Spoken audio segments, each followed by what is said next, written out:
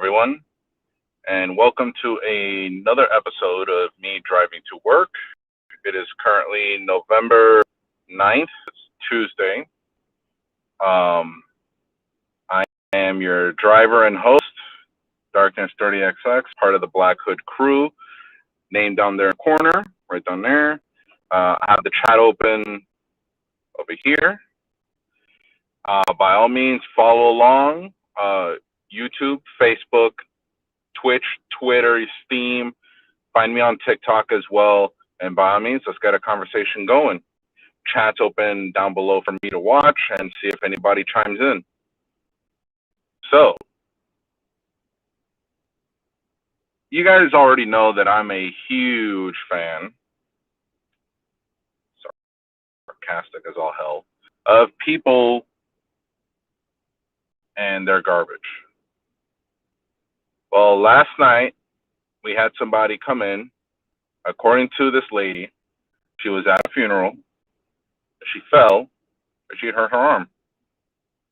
It happens. Shit happens. It's quite all right. She had a bag of ice. She was icing it, doing all the right things, right? However, her husband was an absolutely terrible person. Like, this guy came in with the biggest chip on his stinking shoulder that you've ever seen in your life, and for no good reason. We get it. Your wife's in pain.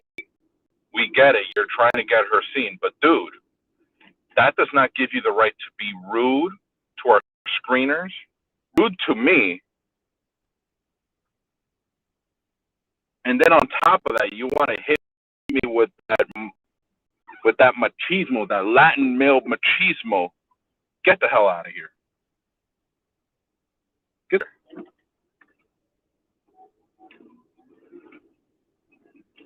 Dude, I don't care who the hell you are. I've told this to many people, and I'm going to tell you guys as well. I don't care who you are. You could be the president of the United States. You could be the guy. You're going to do what needs to be done, and you're going to be seen accordingly. There's nobody special. Everybody has their issues. We take you in based on your conditions. And if your conditions are not life-threatening, in most cases they're not, then you might be waiting. And there's nothing wrong with that. But the fact that some people have the unmitigated gall to think it's perfectly okay to treat somebody like crap because they don't want to wait. Because they don't want to go through the motions, fill out necessary paperwork, provide this, provide that. I hope some of you understand, but unless you are registered, properly registered, and the information on that wristband is confirmed to be correct, nobody can touch you. Medical staff cannot help you, let alone the doctor. And the reason why is simple. They are not going to put themselves in a situation where they could potentially treat somebody who later on can then say X, Y, Z and sue the hospital and say, this person helped me, this person did that, this person did that. But there's no record of it. So it suddenly becomes he said, she said. And if you know anything about any corporation, any type of retail, they're going to bend the knee and they're going to go ahead and side with the customer almost every time. So, yeah, if you have to wait,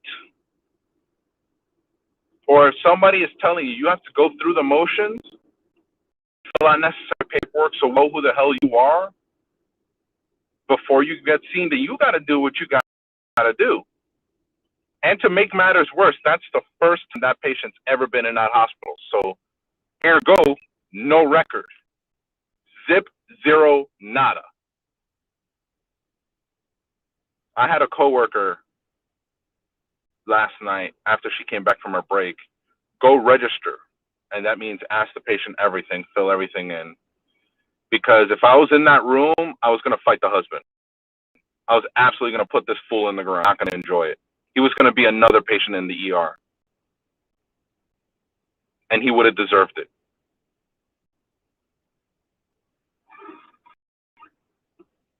I don't care who you are. I don't care what's going on in your life. You the right, and by nothing, I mean absolutely nothing, gives you the right to meet anybody, regardless of what they're asking you to do. Now, if my screener or myself had decided to start yelling at this guy, that's a different story. That didn't happen. He simply became irate and angry because he didn't want to do what he needed to do.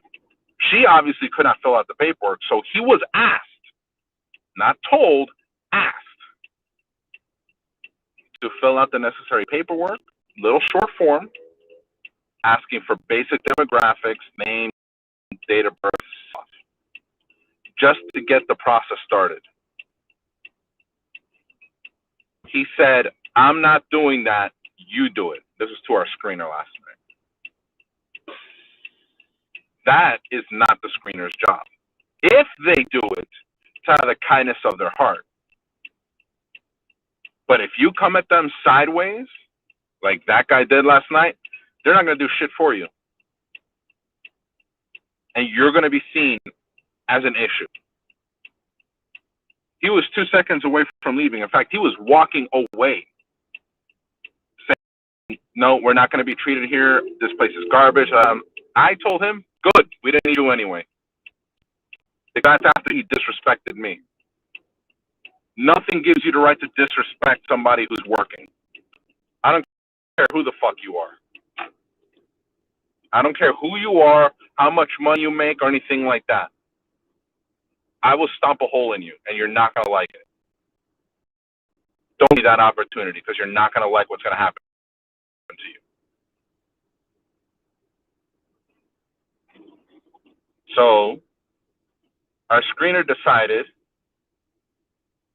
that she was going to bring the guy back to make sure his wife got seen. I told her afterwards, you should have let him go. That guy's nasty attitude is not something we needed. Not last night, not any night, never, never, never. Nothing gives anybody the right to treat another human being like garbage. Disrespect them, especially since you don't know who that other person is. You don't know what they're capable of. You don't know what they know. What if this guy had gotten physical? We had a police officer, not even 20 yards away in their car. If this officer needed to come out, he would have put his hands on this dude, and this dude would not have liked it.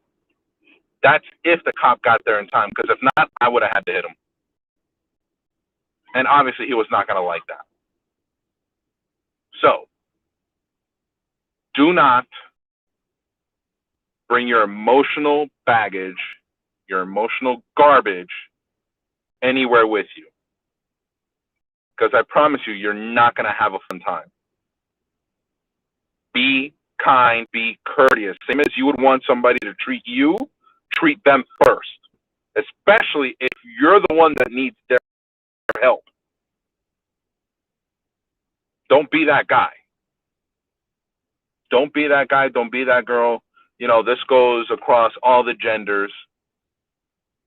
Do not treat another person like garbage, especially require their help, because I promise you, you're not going to get that help. Or if you do get it, it's going to be to your satisfaction, and you're going to deserve it. Don't be that person. Don't do it. Instead,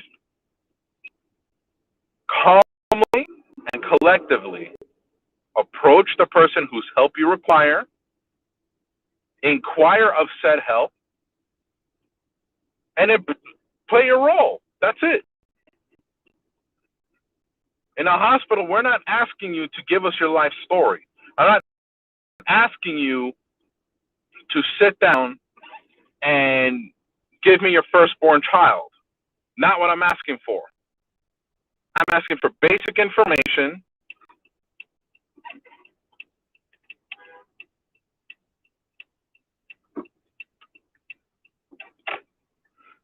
Too much traffic at this time and going in the wrong direction. If you need somebody's help and you're coming at them sideways, they should have every right not to assist you, regardless of the industry. Retail, restaurant, doesn't matter. You should have every right to turn them away and tell them, you know what? Fuck you. Bye. Don't need you, don't want you. Bye. You should have every right to turn somebody away if they come to your side for a reason. This guy ruined my night, and early too. Don't be that person. Do not be that person. Be kind, be courteous. You want to be treated as such, you got to give it first. Especially if the person you're asking, especially the person you're requesting respect and courtesy from, is somebody whose help you need. Like my screener. Nobody treats another person like crap in front of me. We're not playing that game. You automatically do not deserve any respect if that's how you talk to, if that's how you treat another human being.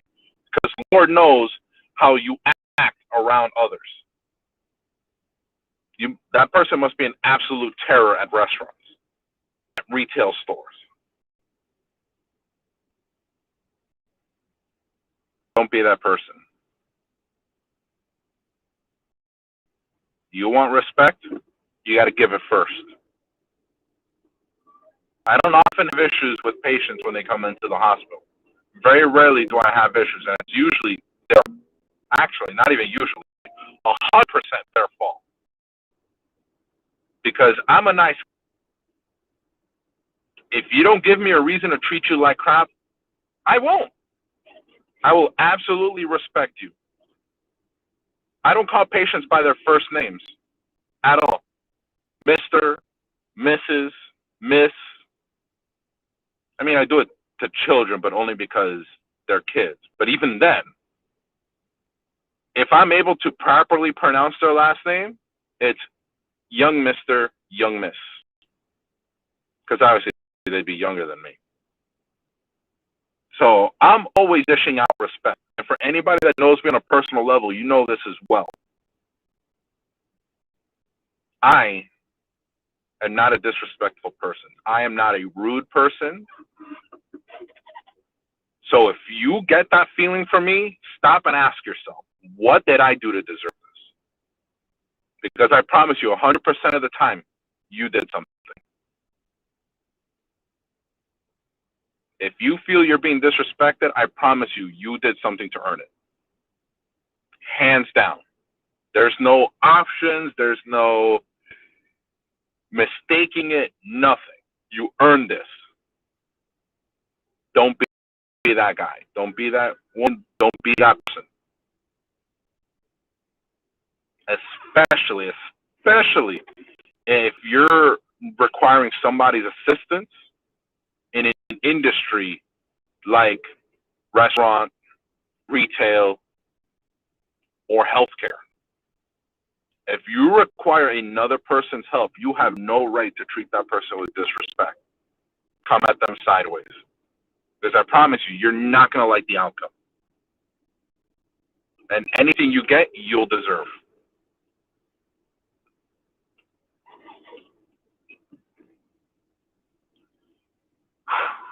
USA. Anyway, other than that jerk, my night wasn't too bad.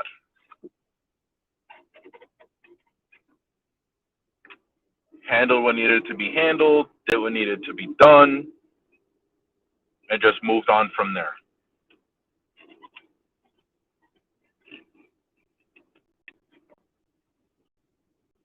only now getting on the highway, just getting closer and closer to getting to work. You'll know when I park. This moment you'll hear my, engage my parking, and I take off my seatbelt. What's the malfunction? FYI, if you're on an on-ramp to get on the highway, you should not be driving slow. You should be speeding up, because you're supposed to get to highway speeds on an on-ramp, not the other way around. Now, if it's an on-ramp, that's an off-ramp. That's a different story. You're supposed to slow down to surface street level speeds. Because we just had somebody in front of a long line of cars who couldn't grasp that concept of speeding up to get on the highway. Instead, they decided they were going to take their sweet flipping time. Again, don't be that person. Don't be the problem in someone else's life. And all it takes is doing simple, dumb things to do that. Don't be that person. Don't do it. It's not worth it. One day, it's going to catch up to you. It's going to bite you right in the ass.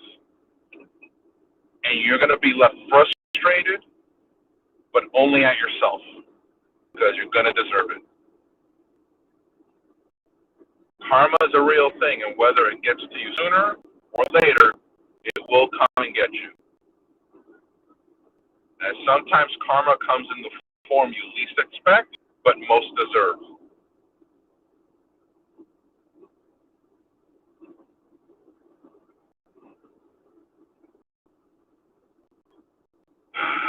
Usa.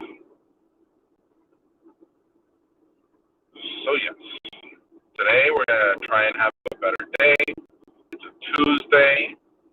Hopefully we've gotten over the idiocy hump that is usually Monday, and coast through the rest of the week.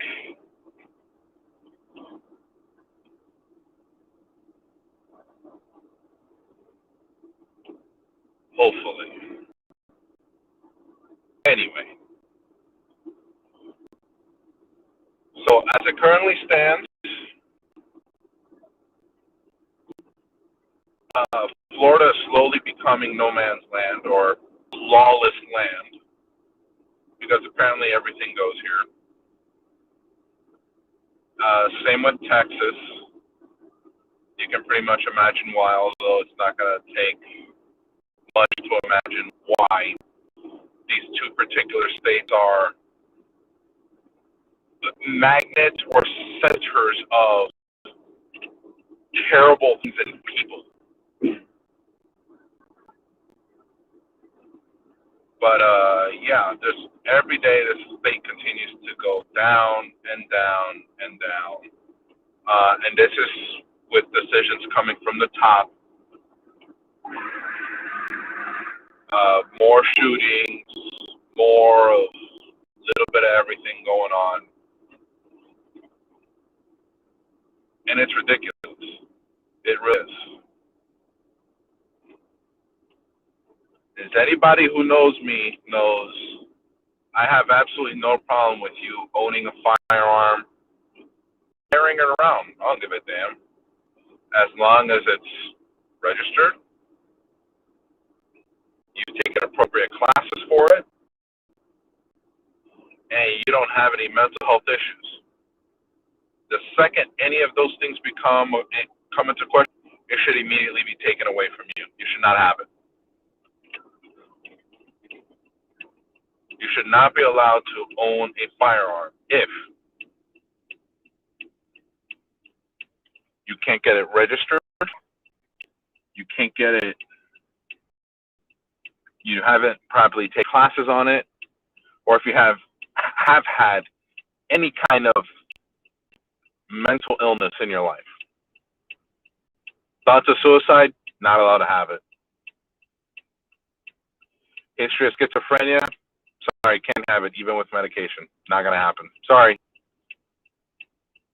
It just, you can't. Because people who suffer from mental illness of any type